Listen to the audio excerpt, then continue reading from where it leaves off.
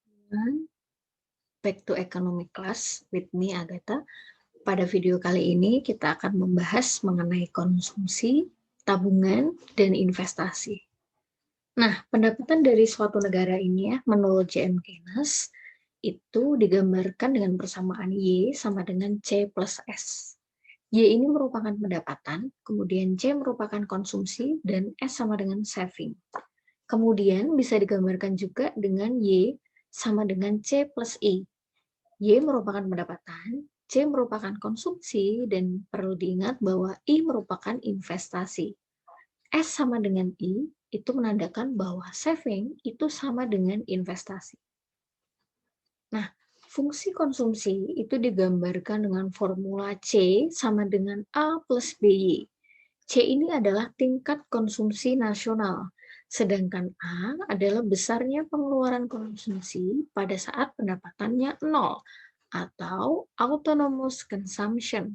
Jadi ketika pendapatan seseorang nol, kalau kita gambarkan perseorangan atau persen ya, tetapi dia tetap mempunyai pengeluaran. Contohnya pengeluaran konsumsi, misalnya pengeluaran untuk makan, kemudian pengeluaran untuk minum, atau kebutuhan-kebutuhan primer lainnya.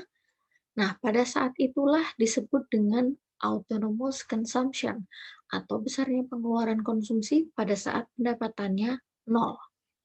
Kemudian B itu sama dengan MPC atau marginal propensity to consume, kecenderungan untuk mengkonsumsi.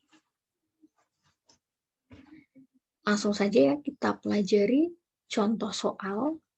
Diketahui tingkat pendapatan nasional per tahun sebuah negara besarnya adalah 500 miliar dan besarnya konsumsi per tahunnya adalah 400 miliar.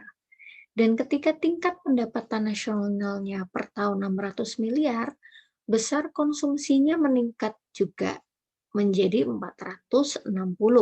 Maka fungsi konsumsinya adalah, nah, sering ya kalau kita mencari formula atau mencari rumus fungsi itu seringnya kita pakai rumus ini. C min C1 per C2 min C1 sama dengan Y min Y1 per Y2 min Y1. Cara konvensional ini kalau kita hitung ketika kita memerlukan waktu yang lebih singkat, maka rumus fungsi ini terlalu lama untuk digunakan. Nah, sebaiknya kita pakai rumus yang mudah. Nah, yang sudah saya share di screen ini, nah di sini sudah saya tulis ya, supaya mudah dimengerti, saya kasih tanda panah seperti itu. Kita langsung saja selisihkan antara konsumsi pertama dengan konsumsi kedua, langsung ketemu fungsinya Y, kemudian kita selisihkan Y2 dengan Y1, maka ketemunya adalah fungsinya yang C atau fungsi konsumsi. Nah, jangan lupa di belakangnya harus kita kalikan sila antara Y1 kita kalikan C2 dan kita selisihkan dengan C1 kalikan dengan Y2. Yang perlu saya garis bawahi bahwa hasilnya di bagian perkalian ini atau kali silang ini bisa negatif, bisa juga positif seperti itu. Kalau kita masukkan soal tadi kan soalnya pendapatan pertama 500 ya, kemudian meningkat menjadi 600. Konsumsinya juga meningkat dari 400 miliar menjadi 460. Kalau kita selisihkan dari konsumsi kedua dibandingkan dengan konsumsi pertama, hasilnya adalah 60. Maka langsung saja ketemu 60Y di persamaan. Kemudian ketika Y2-nya kita selisihkan Y1, 600 dikurangi 500, hasilnya adalah 100C. Dan jangan lupa belakangnya kita kalikan. Silang Y1 kali C2, 500 kali 460, hasilnya adalah 230.000. Kemudian kita kurangi 400 kali 600, hasilnya adalah 240.000. Seperti itu, 60Y masih tetap, 230.000 kita kurangi dengan 240.000, hasilnya adalah minus 10.000. Ini tadi yang saya garis bawahi, hasilnya bisa negatif, bisa positif. Kebetulan di soal ini hasilnya adalah negatif 10.000. Supaya sisi kiri dan sisi kanan itu balance atau seimbang dan menjadi persamaan yang kita inginkan, karena kan kita menginginkan persamaan C sama dengan A plus B. Nah, 100C ini supaya menjadi C, maka harus kita bagi dengan angka 100. Maka kiri dan kanan juga harus kita bagi dengan angka 100. 100C kita bagi 100 hasilnya adalah C. 10.000 kita bagi 100 hasilnya adalah 100. 60Y kita bagi 100 hasilnya adalah 0,6Y. Maka C sama dengan 100 ditambah atau plus 0,6Y. C sama dengan A plus BY. Berarti A-nya adalah 100 dan B atau marginal propensity to consume adalah 0,6. Seperti itu. Lebih cepat kan? Dan lebih akurat hitungannya daripada kalau kita menggunakan rumus konvensional. Kita lanjut ke fungsi tabungan. Cara mudah untuk mengingatnya seperti ini. Kalau fungsi konsumsi itu kan C sama dengan A plus BY. Nah, untuk rumus saving ini tinggal kita tambahkan minus di depan A atau di depan autonomous consumption. Kemudian 1 min B. Kalau tadi kan MPC. Kalau saving berarti MPS. Marginal propensity to saving Y gitu kan. Nah, S ini tingkat tabungan nasional, A-nya adalah autonomous consumption, tapi negatif gitu karena kita mencari saving. Kemudian 1 min B itu artinya marginal propensity to save atau kecenderungan untuk menabung gitu ya. Nah, untuk mempermudah memahami, langsung saja ke contoh soal. Tadi kan kita punya fungsi konsumsi C sama dengan 100 plus 0,6Y.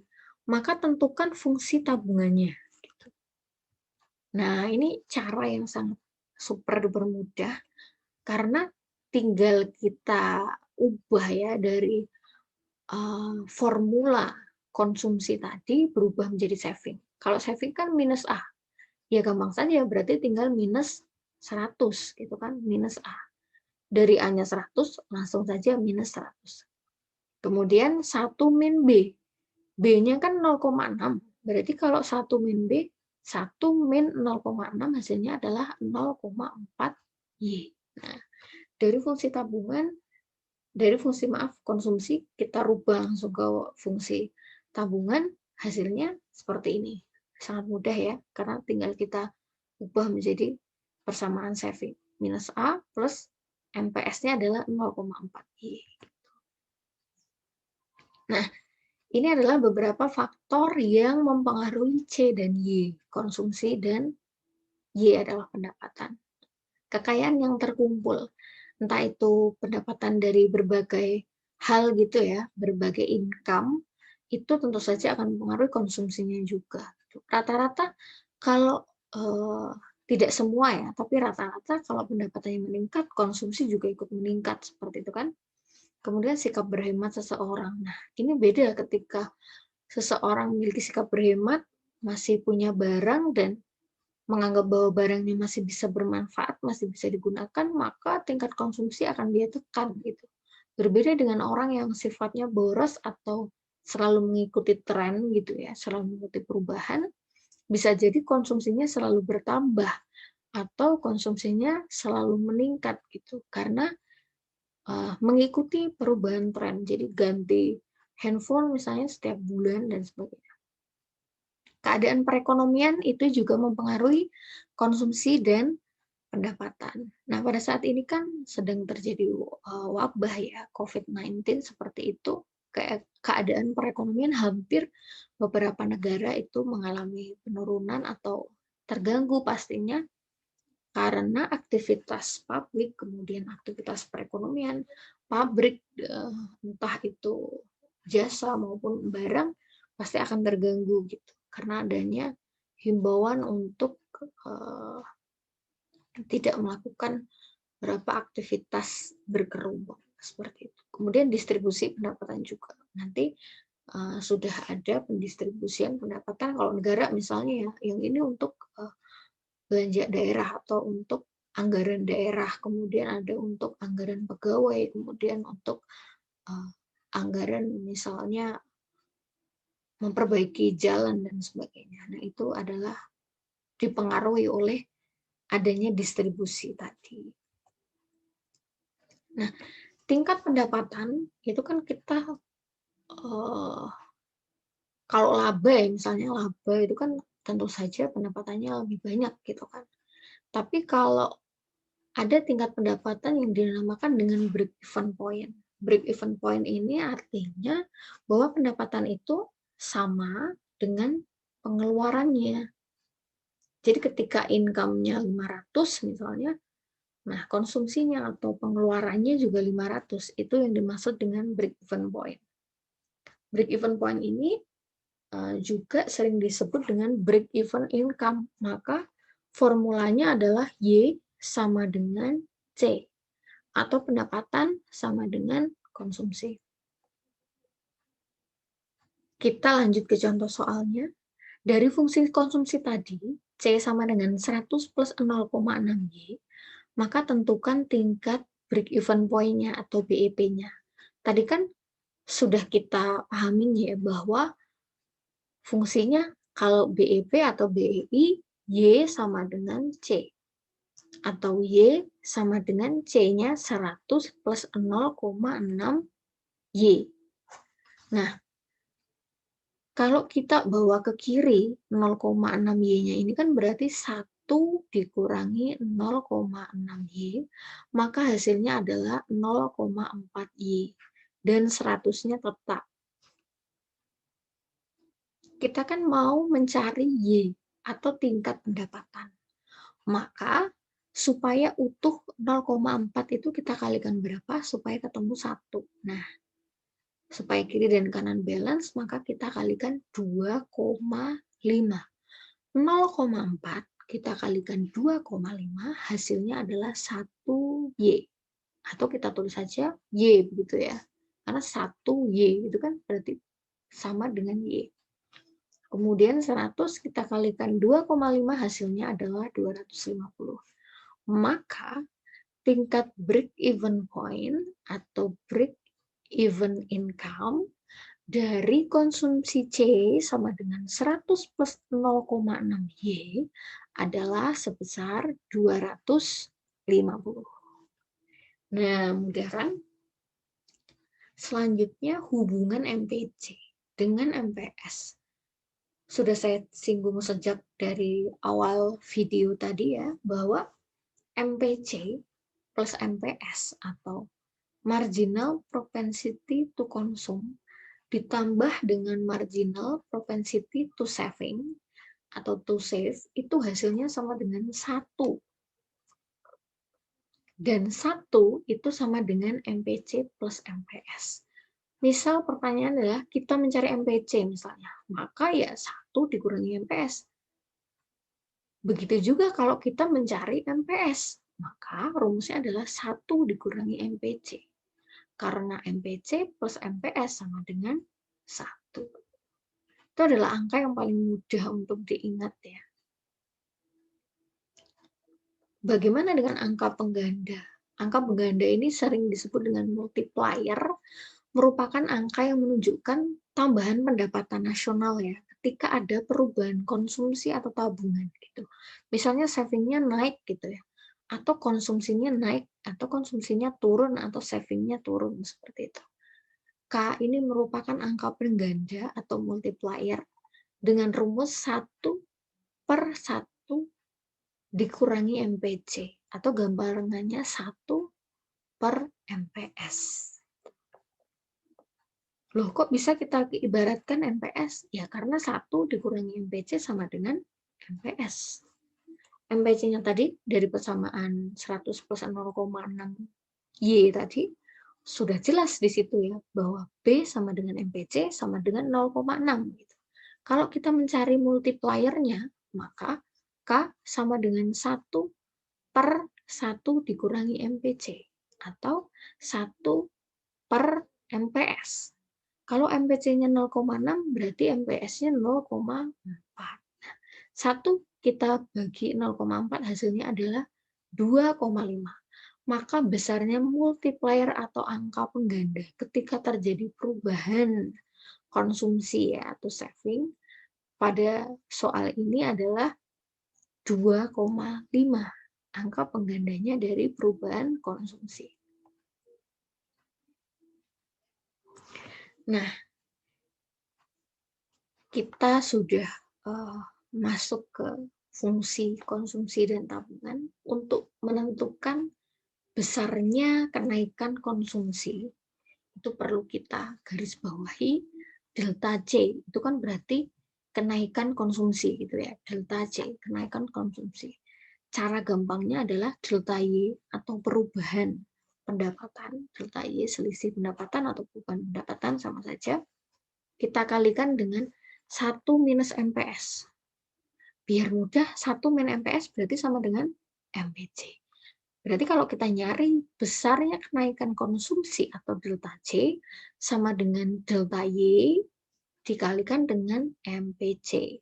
Begitu juga kalau kita sudah hafal, sudah paham, sudah di luar kepala ya sudah hafal. Lanjutnya lagi masuk ke kenaikan tabungan, delta S sama dengan delta Y dikalikan 1 minus MPC atau delta Y sama dengan delta Y kita kalikan MPS. Begitu juga dengan kenaikan pendapatan atau delta Y. Delta Y ini dicari dengan cara delta S. Delta itu maksudnya selisih ya. Selisih atau kenaikan atau penurunan. Intinya ada perbedaan angka gitu. Delta Y sama dengan delta S dibagi 1 per MPC gitu, atau 1 per MPS. Karena tadi ingat apa namanya fungsinya ya, ingat bahwa MPC ditambah MPS sama dengan 1.